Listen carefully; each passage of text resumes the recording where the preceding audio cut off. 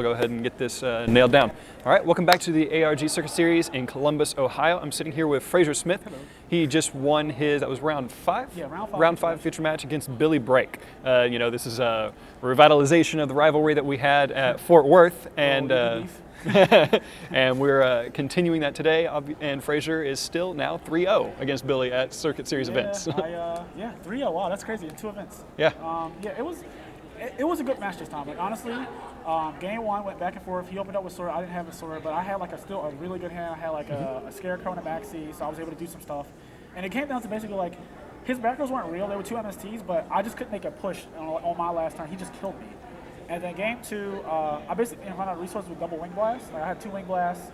He like used all his dragons basically, tried to kill me, and I survived. Yeah. And I just won that game. And then game 3, we were having a really good match, and then like it happened again. He forgot Tempest and played Ravine, and there was a ruling dispute about the bonk, and like there was another dispute about Dandelion tokens after Black Rose blows up the field. You have too many monsters before you blow up the field. Do you get the tokens or not? Yeah. And it was just that kind of like changed the whole game. But the initial thing that messed up the game was the debunk. I used Maxi, he debunked it, and I put it in the graveyard. And him and Jeff Jones were saying, "Oh, it gets room for play," and I'm like, "No, it gets sent to the graveyard." Because it's sent to the graveyard for cost. Yeah, because where it activates, it needs to stay there. Yeah. When it resolves to get room for play by debunk. So since it activated in the hand and resolves in the graveyard, it's not there anymore. So debunk won't remove it. And they kind of went back and forth. And then Billy played Ravine, and I was like, "Okay." And he was like, "Oh, I forgot to search Tempest," and I was like, "Can't let that happen, man." I was like, "It just happened again. I'm sorry." Unfortunate for him that it happened again in the confusion of everything. He didn't snap out. Yeah. This time, so we didn't have any full power remarks this time. So I think he was at full power too, coming off the third place. He was definitely he's definitely on the top of his game right now. So he's definitely doing very good plays. Just a unfortunate series of events that led to forgetting. I can't believe that both of them didn't know the debunk thing. Yeah, that surprised me because like I expected maybe Billy might not know, but then when Jeff agreed with him, I was like, is this real? So I was like, I'll just appeal this ruling, but then it didn't get that far. They just kind of Cordero pulled out his phone and said, "No, if you debunk the monster, it needs to stay where it was at." So. Yeah, fair enough.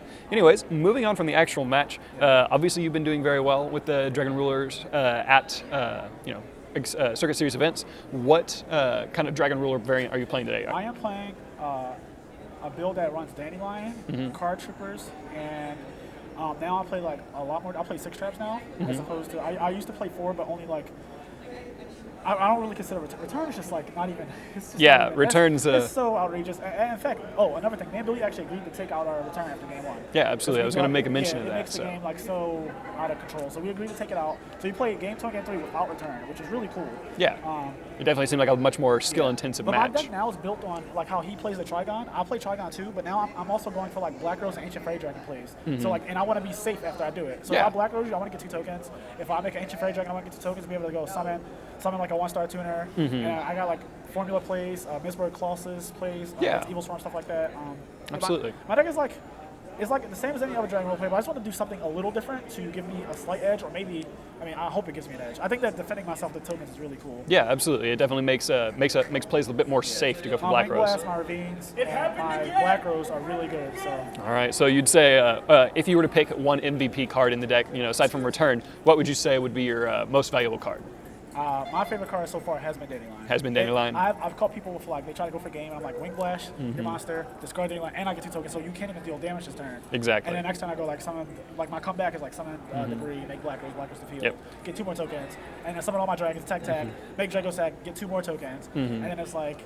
I have like Drago Sack, 2 Goat tokens, and 2 Mega Fan Beast tokens, so he can't be destroyed. Tokens for days. Yeah, so it's just like you can't deal with that. So that's been pretty much how I've been trying to win my matches. All right, so there you have it. Dandelion's not a bad card again, and Fraizer Smith is now. Are you 5-0 now? 4-1. 4-1. Okay. X and 1 just now. All right, so 4-1 going into round 6 of the ARG Circuit Series Columbus.